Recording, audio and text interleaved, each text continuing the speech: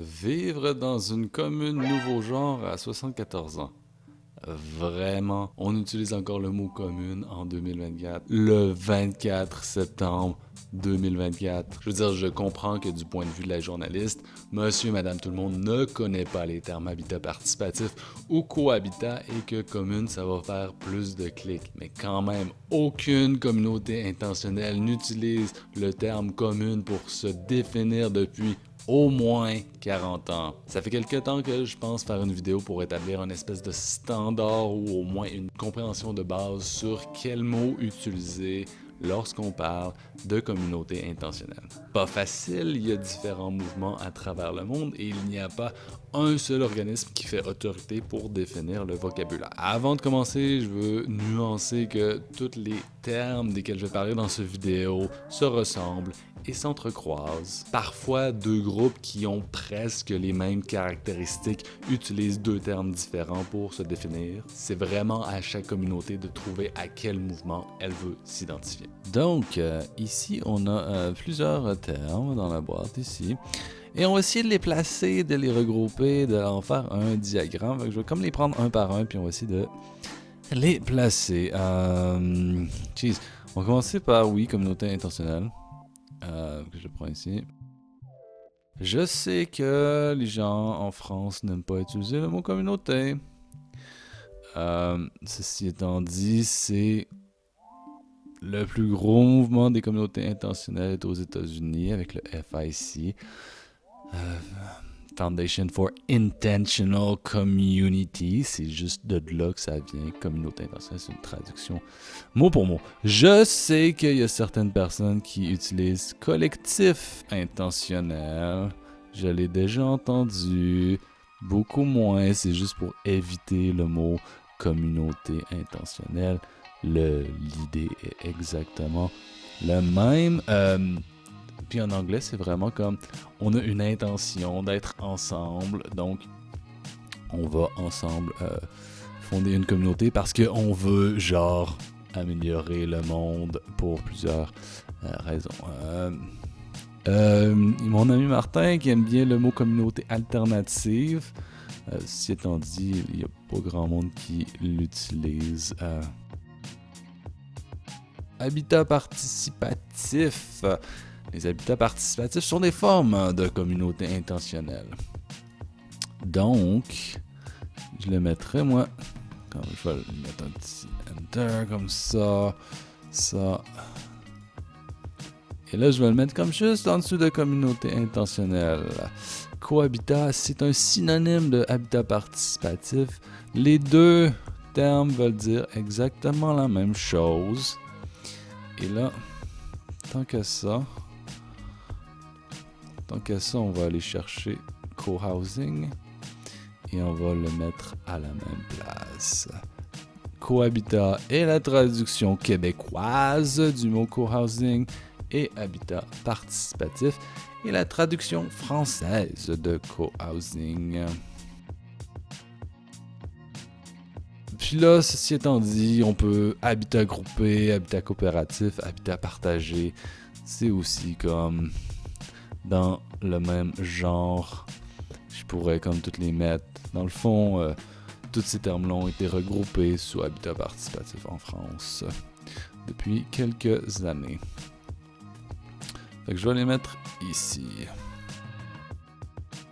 Éco-communauté. Je vais commencer par juste éco-communauté. C'est là que ça devient comme intéressant et plein de confusion. Parce que éco-communauté, moi je l'ai souvent utilisé comme synonyme de communauté intentionnelle. Mais depuis qu'on a parlé à Gabriel Anctil dans notre podcast, et que c'était comme apparent que, éco-communauté, c'est plus pour les communautés qui ont une vocation écologique, mais ce n'est pas toutes les communautés intentionnelles qui ont une vocation écologique. C'est comme une sous-catégorie dans laquelle il y a d'autres sous-catégories. Ok, fait que mettons que je mets communauté intentionnelle ici. On va se mettre des petites flèches, genre pour faire comme...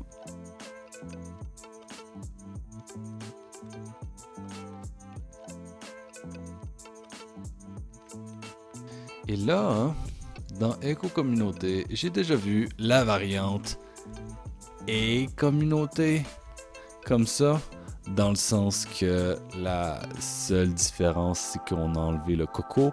On a fusionné le coco en un co, et ce qui est quand même smart, mais ça se dit très mal, et-communauté, mais ça s'écrit mieux. Mais je l'ai vu comme juste quelques fois, c'est exactement la même idée, éco-communauté et communauté.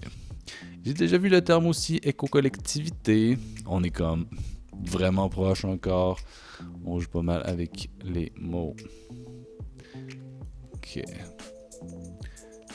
Ensuite, éco-village. Donc l'éco-village est clairement, après ça, une sous-catégorie de éco-communauté.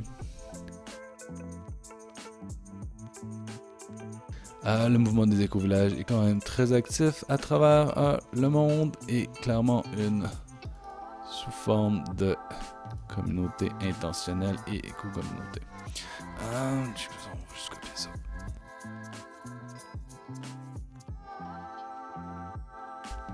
À mon sens, l'éco-hameau, c'est comme un petit éco-village. Fait qu'il va pas mal là. Il est quand même moins utilisé qu'éco-village. Mais souvent, on le voit dans des noms de communautés, le éco-hameau des Bernaches, le éco-hameau de ci, le éco-hameau de ça. Donc, il est quand même utilisé.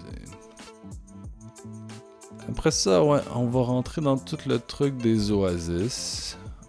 C'est plus pour la France. Là, on a des oasis de vie. Que mettons, je vais placer à côté de éco-village. Oasis de vie. C'est quand même plus lié à des choses écologiques, je crois, le mouvement des oasis.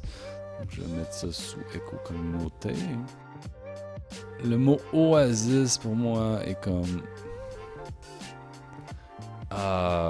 il est au-dessus de communauté intentionnelle. Parce que il y a des oasis qui sont autre chose que des communautés, parce qu'il y a des oasis ressources. Donc oasis, je vais le mettre ici. Et écolieu, tiers-lieu, on va mettre ça ensemble.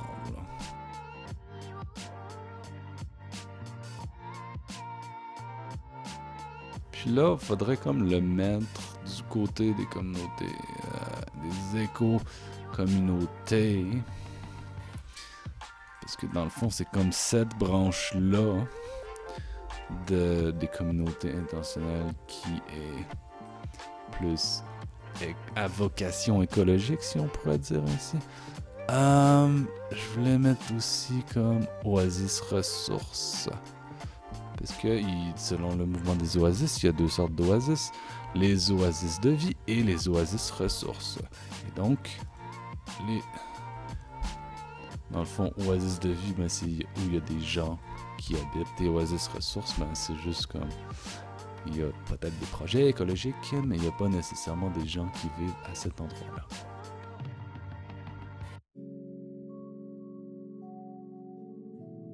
La commune à partage de revenus est une forme de communauté intentionnelle. Et c'est là que si on veut utiliser le mot commune, c'est là qu'on peut l'utiliser parce que dans le mouvement du FIC, la sorte de communauté intentionnelle qui partage son revenu s'identifie encore avec le mot commune. En anglais, en français, personne n'utilise le mot commune. Même les communautés à partage de revenus. Il y a une communauté à partage de revenus au Québec qui s'appelle le Manoir et qui ne veut pas utiliser le mot commune à cause de sa connotation vraiment marquante des années 70. Donc si on veut utiliser le mot commune, c'est là, mais personne ne l'utilise.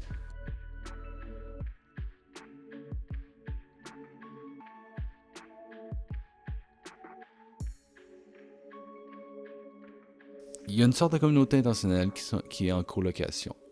Des étudiants ou bien des gens qui cohabitent ensemble. Donc, c'est-à-dire qu'ils vont partager la cuisine et la salle de bain durant leur communauté intentionnelle. Mais ils vont quand même partager des repas ensemble, avoir une intention commune, faire de l'autogestion, la gouvernance participative, faire des fêtes et des événements ensemble. Donc, ils font vraiment partie du mouvement des communautés intentionnelles, mais il n'y a comme pas vraiment de terme pour les définir. Okay? On pourrait dire que c'est de la cohabitation, de la colocation, mais c'est évidemment tous les gens qui sont en colocation ne font pas un partage au niveau de celui des communautés intentionnelles. Mais il y en a certaines que oui. J'ai déjà vu le mot éco-colocation. Certaines éco-colocations pourraient probablement rentrer dans les communautés intentionnelles. On a l'espèce de même idée ici de éco-location pour éviter le coco. Mais mettons, le mouvement des éco-colocations en est un en soi et je pense pas qu'il est tant lié aux communautés intentionnelles. J'ai déjà vu colocation intentionnelle aussi, dans de très rares fois. J'ai déjà, moi, utilisé le mot collectif de colocation.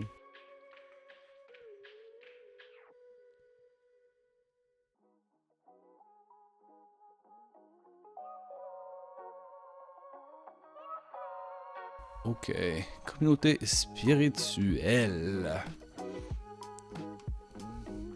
Sure. Communauté spirituelle, qui est une forme de communauté intentionnelle. On n'a qu'à penser à il y a plusieurs communautés spirituelles chrétiennes ou autres religions ou autres spiritualités.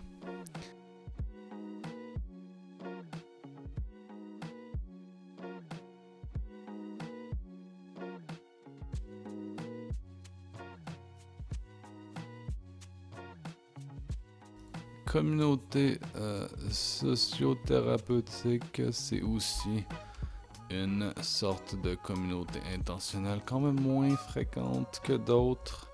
Mais il y en a qui vont se spécialiser dans le soin de personnes qui en ont besoin, qui sont... Ok, communauté de seniors. Oui, il y a certaines communautés intentionnelles qui vont se mettre ensemble pour... Donc des gens souvent qui vont dire comme ok, c'est un endroit de vie pour les gens de 55 ans et plus.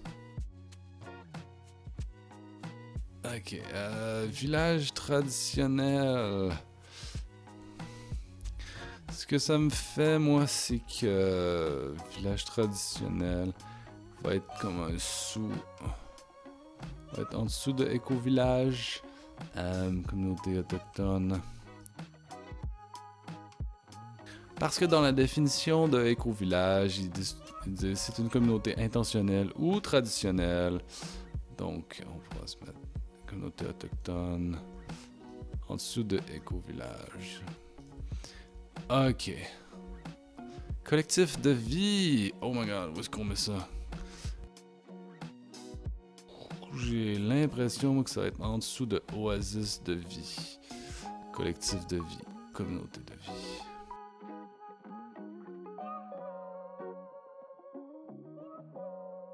Après ça, on a ville en transition. Avant, je vais mettre éco-quartier. Pour moi, l'éco-quartier est vraiment pas une communauté intentionnelle parce que souvent, au lieu d'être créé par les habitants qui vont l'habiter, c'est créé par un promoteur. Donc, pour moi, ça peut être un éco-quartier, peut être un éco-lieu, là. Mais n'est pas nécessairement une communauté. Les gens, ils vont pas manger ensemble. Ils vont pas nécessairement partager des ressources. Ils vont pas nécessairement gérer leurs choses en autogestion, le niveau de partage, bien que du bon voisinage, et c'est correct que ce soit du bon voisinage, n'aura pas le niveau de collaboration d'une communauté intentionnelle. Puis là, dans Ville en transition, on pourrait avoir un éco-quartier. Encore une fois, du bon voisinage, des gens qui veulent avec leurs voisins qui sont déjà à côté, augmenter le niveau de partage, l'implication citoyenne. Mais encore là, quand tu es dans une communauté intentionnelle, tu choisis les gens avec lesquels tu veux vivre, à côté desquels tu veux vivre. C'est pas soit la proximité d'un travail, ou la proximité de l'école, la proximité des services qui vont te faire que tu vas aller, ou le marché immobilier qui va faire que tu vas acheter une maison là. C'est vraiment, tu y vas pour vivre avec ce groupe de gens-là, ce qui n'est pas nécessairement le cas d'un écoquartier.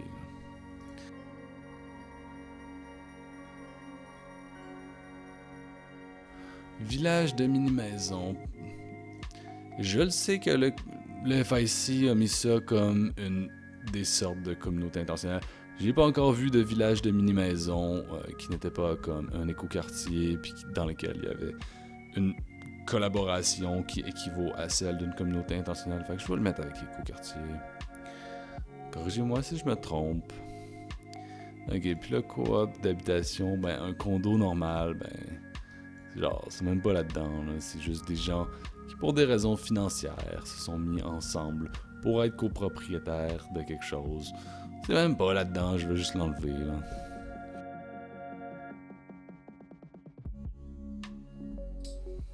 Est-ce que c'est un écolieu du co-living? Oui, c'est un écolieu. Tu sais, je veux dire, oui, c'est écologique de faire du co-living. C'est différent d'une communauté intentionnelle dans le sens où c'est un organisme, ou bien une compagnie, ou bien un promoteur qui a fait designer le milieu de vie et qui le gère après, dans le sens que les règles et l'organisation est faite par un gérant au lieu d'être en autogestion par les gens qui habitent là. Là, 1 an et demi à peu près, j'avais une personne qui m'a contacté par Messenger pour me dire « Hey, j'ai le goût de vivre en communauté, je vais essayer d'aller dans ce co-living-là qui est genre à Trois-Rivières ou je sais pas quoi. Je pense que ça s'appelle Fleuve Cité ou quelque chose de même. » Je lui ai dit, ben oui, c'est quand même, c'est bon, c'est écologique là, de partager des espaces, des ressources, tout ça. C'est sûr que tu vis dans moins de pieds carrés, tu partages la cuisine avec d'autres personnes. C'est sûr que c'est écologique dans le sens. Puis j'étais venu à la conclusion que, ben, oh wow, le co-living, c'est tous les avantages de vivre ensemble sans les défis de vivre ensemble. Mais en fait, on a plus besoin des défis de vivre ensemble que de ces avantages là. Parce que c'est ça qui va nous dépasser, nous faire qu'on va se dépasser en tant qu'humain et qui va nous amener à un endroit où on va être capable de collaborer à un certain niveau. Et c'est cette collaboration-là qui va nous permettre de régler plein de défis qu'on a, là. Fait que j'avais dit aussi que, selon Gabriel Anctil, dans le livre Loger à la même adresse, pour elle non plus, le co-living n'est pas une communauté intentionnelle. Fait que ça ressemble un peu à ça. La communauté intentionnelle est une oasis, mais l'oasis n'est pas nécessairement une communauté intentionnelle. Ou un écolieu n'est pas nécessairement une communauté intentionnelle, mais c'est ça. Il y a différentes formes de communautés intentionnelles ici. Et puis, j'espère que cette vidéo vous a encouragé à ne plus jamais utiliser le mot commune pour... tu sais, il est là, mais c'est comme... personne l'utilise. Par contre, si genre vous allez à Twin Oaks, East Twin, Acorn, Sand Hill Farm, ils vont utiliser le mot commune et vous pourrez dire commune. Mais vous n'êtes probablement jamais allé. Vous n'avez probablement aucune idée de quoi je parle quand je dis ça. Ciao, bye!